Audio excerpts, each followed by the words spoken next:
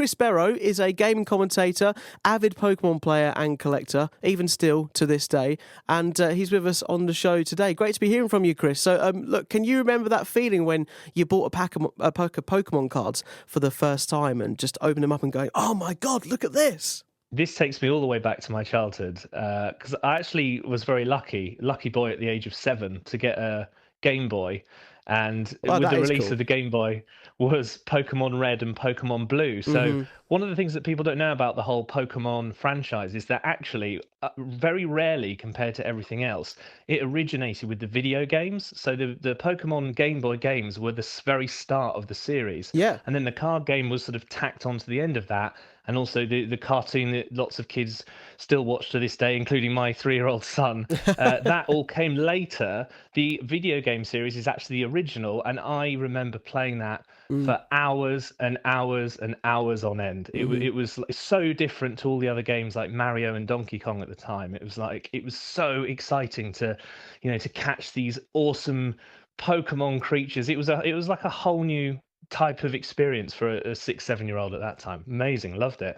And much simpler times as well, because I really feel like you could. I had a Game Boy Advanced SP. Just putting out, Yeah.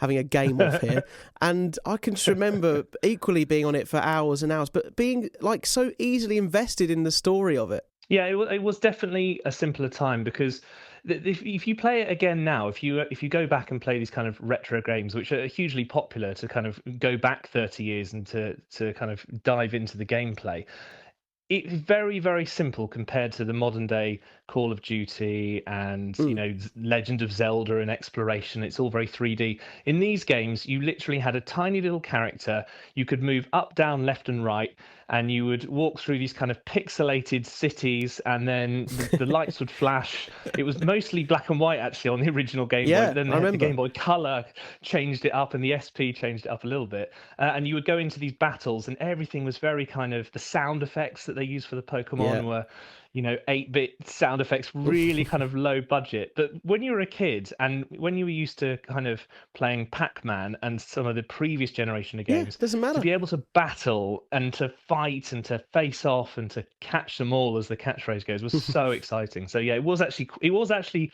at that time quite advanced, even though we look back now and think it's quite simple. Yeah, whether we look at the games, whether we look at the TV shows, whether we look at collecting the cards, why in your mind do you think it has been loved so much the world over the years, the world of Pokemon? So I think that one thing that it really taps into is when you're a kid and you get into some of your early hobbies. You might have done back in the day stamp collecting, or you might have done Mm. collecting. I don't know. We actually collected milk bottle tops, which sounds mad in this day and age. Why on earth would you do that? But just collecting stuff was, empty yogurt pots for some reason. My Yeah. grandparents collected them with. So collecting stuff was a big deal, and this game tapped into the idea of collecting all the Pokemon, and the fact that they all had their individual characters. There's 151 of them in the early days. Now I think there's more than 1,000 that are available now. They've certainly expanded the Mm. Pokemon universe. But to catch them all, each time you'd go into a new area, there'd be some other Pokemon that you could collect. And the idea of having a sort of little companion and then a squad of Pokemon that you could take around with you was very, very exciting, and also very portable, because we talked about the Game Boy Mm. was, one of the early consoles that you could bring with you. You could take that on the bus. It didn't have a backlight, so it was very hard to see what was going on Yeah. the Game Boy. And the SP, which you had, I think was a bit Yes. more advanced, and you could actually see what was going on in the daylight. But that whole thing, and also one of the key things was they released Pokemon Red and Pokemon Blue at Mm. the same time, Hmm. and on Pokemon Red, you could only get certain Pokemon out of the Yeah, I remember that. 151. I remember that. And on Pokemon Blue, there was the other ones. And so what you had to do was, this was the earliest example of sort of linking up with your friends. You had to buy a special cable that would connect your Game Mm. Boy to someone else's, God, and I you had to remember that trade. now. I Do you remember actually that? remember. I Yeah. actually remember. Oh my God, yes. And it's like, and if you didn't find a cable, you were distraught. You were like, "No, I want my Yeah. Charizard."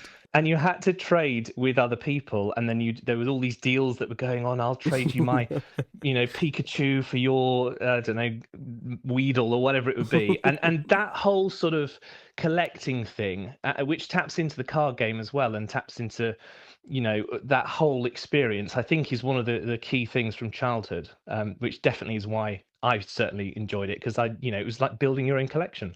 But it's important to say, Chris, with all of these card games that get all the more popular, you want to get the best cards, find the most rare and special ones. You've got to be a bit careful, haven't you, out there? Because there can be some that can, I guess, what you'd call fake. Yeah, there is certainly what you could call it a black market, if you like, a sort of fake card scene that has been around. And actually, one of the really popular things on TikTok these days is stalls that sell Pokemon cards. They very often have live streams of people coming up and checking out the cards that are available, and they are incredible at spotting fakes from instantly, because they deal with cards all day, every day. But because I started looking at these videos on TikTok, my algorithm became fake Pokemon cards for about a week. So it certainly is a problem. But luckily, the people who deal with it, and these kind of authentic card traders, they actually dress up as Ash Ketchum, the lead character from the TV show. They kind of take inspiration from that.